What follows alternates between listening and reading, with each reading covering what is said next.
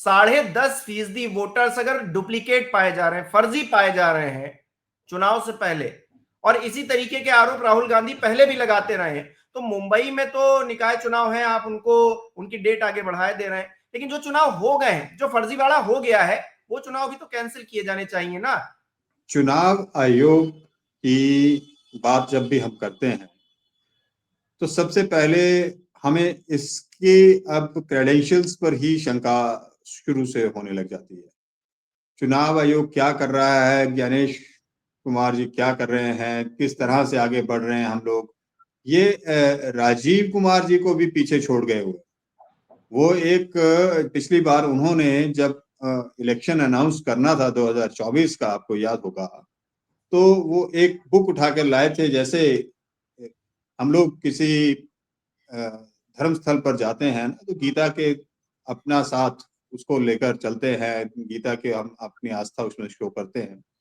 तो उन्होंने वो बुक इस तरह से लेकर आए थे वो उस कॉन्फ्रेंस में, जैसे अपनी गलतियों की सफाई देने के लिए कोई एक दस्तावेज उसको साथ में लेकर चलते हैं। उनको चाहिए तो ये था कि वो संविधान की किताब हाथ में लेकर चलते और आगे का कार्यक्रम करते, लेकिन वो चुनाव जैसे कैसे हुआ, गणेश जी आए, गणेश जी ने अपना काम शुरू किया। गणेश जी ने जब से काम शुरू किया है तभी से वो अपने पिछले जितने चुनाव आयुक्त हुए हैं उनसे इमीडिएट पहले मोदी सरकार में, उन सबको मात देने का एक प्रयास कर रहे हैं।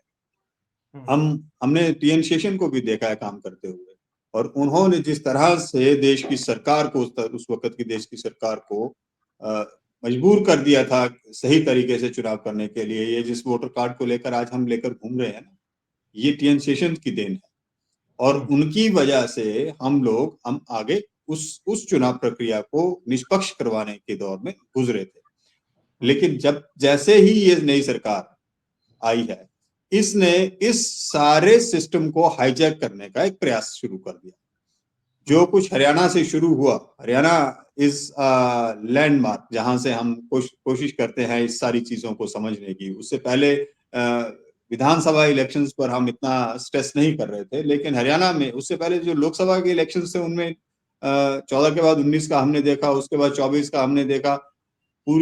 पूरा देश शोर मचाता रहा कि हमें बैलेट्स पर वापस जाना चाहिए, और ये मशीन जो है ये इसकी क्रेडिबिलिटी नहीं है, इससे इसके साथ किए जा रहे चुनाव हम इनके ऊपर भरोसा कर ही नहीं सकते। हालत ये है कि हरियाणा की बात करते करते हमारा महाराष्ट्र का इलेक्शन हो गया। महाराष्ट्र के बाद हमने और इलेक्शन देखे, लेकिन हमारा इस वक्त जो स्ट्रेस था, बहुत सारा प्रेशर था, और हमारी टेंशन सी सारी की सारी वो टेंशन हमारी बिहार के इलेक्शन पर थी। और ऐसे में एसआईआर का शुरू होना, ऐसे में सब कुछ होना, और जब एक एक कमरे में आपको 100 200 लोग एक ही कमरे में वोटर मिलने लगे, तो आप उस प्रोसेस को आप समझिए कि ये कहां से शुरू होता है। ये यहीं से शुरू नहीं होता है। ये जो वोटर बन रहे हैं इनका, इसके पीछे का राज क्या है, ये उस चीज को भी समझिए। आपको अभी इसमें और अगर इसका एनालिसिस करेंगे आप, तो आप पाएंगे कि ये जो वोटर्स डुप्लीकेट और ट्रिप्लीकेट और मल्टी एंट्रीज के साथ आपको दिख रहे हैं, इन वोटर्स को में बहुत सारे लोग इस तरह के भी आपको पाए जाएंगे जो हो सकता है स्पेशली एबल्ड हो, जो हो सकता है उम्र दराज हो, और वो अपना वोट जो है कास्ट करने के लिए वहां तक ना जा पाए, पोलिंग बूथ तक। और इन वोटर्स को उस वक्त दबोच लिया जाए जब प्री इलेक्शन वोटिंग इनके घरों में जाके करवाने का एक नया परंपरा शुरू हुई है कि घर पर जाकर वोट करवाइएगा। तो उस वक्त से ये सारा सिस्टम हाईजैक करने का प्लान होता है। तो किस तरह से आप वोटर्स को मैनिपुलेट कर सकते हैं, जहां पर आपका ईवीएम का सिस्टम नहीं चल पाएगा, उस सिस्टम को आप दरकिनार उससे पहले जो कुछ आपको करना है, तो वो उस वक्त कर लीजिएगा जब आप घरों में जाकर वोट करवा रहे हैं बुजुर्गों और विशेष सेहत वाले लोगों के साथ। तो ये परंपरा वहां से शुरू हुई। बिहार इलेक्शन से पहले राहुल गांधी ने जितना बड़ा दस्तावेज जिस और जो कॉन्फ्रेंस उनकी थी, शायद हमारे प्रधानमंत्री उस तरह से प्रेस को एड्रेस नहीं कर पाएंगे कभी भी, जिस तरह से राहुल गांधी ने उस कॉन्फ्रेंस में उनकी बखिया उठाई। सर, जो हालात इस वक्त, मुझे साथ में ये भी कहते हुए दुख हो रहा है कि चुनाव आयोग ही नहीं, इलेक्शन कमीशन की ही बात नहीं अब हम करेंगे, हम साथ के साथ ये देखिएगा कि आपके ऊपर फ्रीडम ऑफ स्पीच के ऊपर भी आपके ऊपर अंकुश लगने शुरू हो गए। तो ये कुल मिलाकर ये सारी जो हम आज बात कर रहे हैं, नहीं मालूम सुप्रीम कोर्ट ने एक डायरेक्टिव दिया है सरकार को कि आप एक ऐसा नियम लेकर आए कि सोशल मीडिया पर कंटेंट डालने से पहले सरकार से अनुमति ली जाए। तो ये सारी चीजें कनेक्ट कर रही हैं एक दूसरे को, और बेसिक क्या है इसके पीछे का फंडामेंटल फिनोमेना क्या है, वो ये है कि वोटर को आप इस कदर अपाहिज कर दो कि वो अपना उसके सोचने समझने की शक्ति जो भी है इस्तेमाल ही नहीं कर पाए। तो वो कुल मिलाकर सारा का सारा खेल जो है सत्ता में बने रहने के लिए किया जा रहा है। अब महाराष्ट्र की बात शुरू हो जाती है। महाराष्ट्र में आप 11 लाख की बात कर रहे हैं। हैरत की बात है कि 10-10.5% से ज्यादा इतनी प्रतिशतता, इतनी अधिक प्रतिशतता, आपको इलेक्शन तो 2 और 4-5% से टिल्ट हो जाता है पूरे प्रदेश में। बिल्कुल, इतने इससे ज्यादा वोट तो चाहिए ही नहीं होते हैं। और 2-3% की आपका जो फ्लोटिंग वोट है, वो अगर आपने मैनेज कर लिया तो आप इलेक्शन में अपनी फिर से जीवित हैं। लेकिन स्थिति ये है कि इनको इस चीज का अब भरोसा नहीं रहा है कि 2-3% से हमारा काम चलने वाला है, क्योंकि लोग भर भर के वोट दूसरी तरफ डाल रहे हैं। अभी वो एक हमारे कवि हैं, साहित्यकार और कवि, वो संपत जी, वो अक्सर बोलते हैं कि मैं बीजेपी वाले आते हैं, उनकी एक छोटी सी लाइन में यहाँ पे सुना देते हैं कि आम आदमी पार्टी वाले आएंगे कि झाड़ू के का बटन दबाएं और हमें विजयी बनाएं, और कांग्रेस वाले आते हैं हाथ का बटन दबाएं और हमें विजयी बनाएं। फिर आपको तीसरी पार्टी का व्यक्ति आएगा, वो अपना चुनाव चिन्ह की बात करेगा, और बीजेपी वाले ऐसा कुछ नहीं बोलते, वो कहते हैं कि जो भी बटन दबाएं, बस इससे सारी चीज जो है वो बहुत क्लियर हो जाती है वोट कि जो हमारे भी पास बटन आ रहा दबाए है, वोट हमें ही मिलेगा। ये मीम जो है सोशल मीडिया पर खूब वायरल हुआ। लेकिन सवाल यही है, उचित शर्मा जी भी हमारे साथ। लेकिन परिस्थितियां देखिए ना, आप परिस्थितियां देखिए कि हम किस दौर में इस वक्त जा रहे हैं।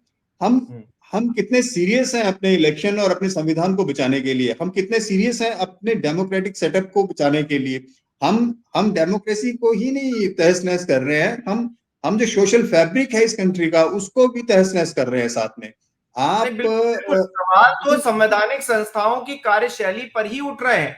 अगर संवैधानिक संस्थाएं ही इस तरह से सवालों के जवाब नहीं देंगी, जो हमारी शंकाएं हैं उसका निवारण नहीं करेंगी, तो फिर भाई हम कहां जाएंगे? ये अपने आप में सवाल तो खड़ा ही होगा। सबसे बड़ा सवाल है कि हमारे प्रधानमंत्री भी कोई सवाल नहीं लेते ना, वहां वो तो वहां नहीं से लेंगे। कोई सवाल का किसी जवाब नहीं आएगा। तो इसलिए जब उम्मीद की जा रही है कि डाउन द लाइन जो इंस्टीट्यूशनल हेड हैं वो कहीं कोई शब्द बोलेंगे, लेकिन वो सारी की सारी चीज बाकी लपेट के अपने आप को बचाने के लिए उससे मुंह फेर लेते हैं। जो मुख्य मुद्दे हैं उनसे ही हट के बात करते हैं। उनका दोष इसलिए नहीं मानता, वो तो राजनीतिक पार्टी के नेता हैं, चलिए वो नहीं बोल रहे हैं। हम अपने मताधिकार का प्रयोग, जो संविधान निर्माताओं ने एक सोच के साथ हमारे देश को आगे बढ़ाने के लिए कदम बढ़ाया था कि हर व्यक्ति, वो अमीर हो, वो गरीब हो, वो निचली जाति से हो, वो ऊपर की जाति से हो, एक वोट का अधिकार सबको मिलेगा। एक वोट हर कोई देगा और उसी आधार पर एक सरकार बनेगी जो सरकार इस देश को चलाएगी। लेकिन यहां पर तो उस वोट के अधिकार को ही अगर छीन लिया जा रहा है, या फिर जो वोटर लिस्ट तैयार की जा रही है उसमें 10.5% फर्जी वोटर्स अगर पाए जा रहे हैं, मैं कह रहा हूं 0.5% होते, 1% होते, कह दिया जाता। लेकिन 10.5%, तो ये लोकतंत्र कहां बचा? तानाशाही है, घोषित कर दीजिए। सर, सवाल यह है कि what is the definition of independence?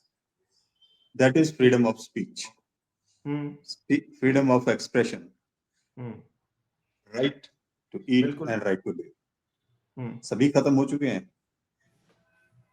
जिस देश में आपको बोलने की आजादी नहीं है, do you know where do we stand on the freedom of speech index on international forum? कहाँ खड़े हैं? 137वें स्थान पर। पाकिस्तान हमसे बेटर है, बाकी छोटे छोटे देशों की तो बात ही क्या करनी। लेकिन हालात ये है कि हमारे देश में अब हम उस प्रजातंत्र में नहीं, हम तानाशाही की बात कर रहे हैं। मैं तो इसको सुल्तान की सल्तनत बोलता हूं। हम एक सुल्तान की सल्तनत में है जिसमें सिर्फ सुल्तान की सुनी जाती है, सुल्तान की कही जाती है, मानी जाती है और उसके द्वारा कही गई की जाती है। यहाँ पर पहला विक्टिम है चुनाव आयोग और दूसरा विक्टिम है सुप्रीम कोर्ट। मैं इसलिए ये बात कह रहा हूं क्योंकि अभी अभी जो डायरेक्टिव जो सुप्रीम कोर्ट के कंधे के ऊपर बंदूक रख के जो गोली चलाने का प्रयास हो रहा है कि सोशल मीडिया पर भी आपकी अभिव्यक्ति को प्रतिबंधित किया कर दिया जाए, सरकार से पूछा जाए और फिर वहां पर कंटेंट जाया जाएगा। कैसे हम यहाँ भी बात नहीं कर पाएंगे जहां हम बात कर रहे हैं और बिल्कुल सबसे सही पहले बात। हम और आप निशाने पर होंगे। तो बिल्कुल। ऐसी परिस्थिति में हम लोकतंत्र की तो बात ही छोड़िए, ये जो सिर्फ ड्रामा है, एक नौटंकी हो रही है, इलेक्शन कमीशन और इलेक्शन के नाम पर देश का धन बर्बाद किया जा रहा है और सत्ता पे आसीन रहने के लिए लोगों की आंखों में धूल झोंकी जा रही है, इससे ज्यादा कुछ नहीं। तो इसलिए जो जो आपको महाराष्ट्र में दिख रहा है और उससे पहले बिहार में दिखा, यहाँ अब परिस्थितियां बहुत भयानक हैं।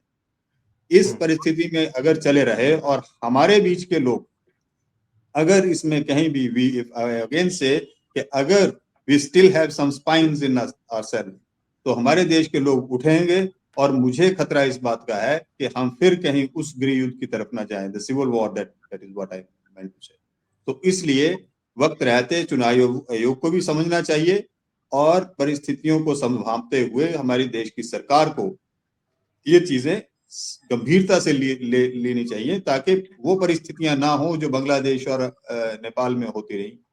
नहीं वैसी दिनेश जी, परिस्थिति मैं का तो ये नहीं मानता। हमारे देश में पढ़े लिखे वर्ग के लोग भी हैं और समझदार लोग भी हैं। समझने की ये जरूरत है कि जवाबदेही तय होनी चाहिए। अब ज्ञानेश कुमार गुप्ता जी किस तरीके से बोलेंगे, इसको कहीं ना कहीं सुप्रीम कोर्ट को भी आइडेंटिफाई करना पड़ेगा। सरकार तो खैर, अब सरकार तो सुभान अल्लाह है, विपक्ष को भी इस तरह से प्रेशर डालना पड़ेगा कि कम से कम बोले तो, कुछ भी गलत है सही है जो भी है बोले तो। और बोल नहीं रहे हैं तो फिर तरह तरह की शंकाएं और भी पैदा हो रही है।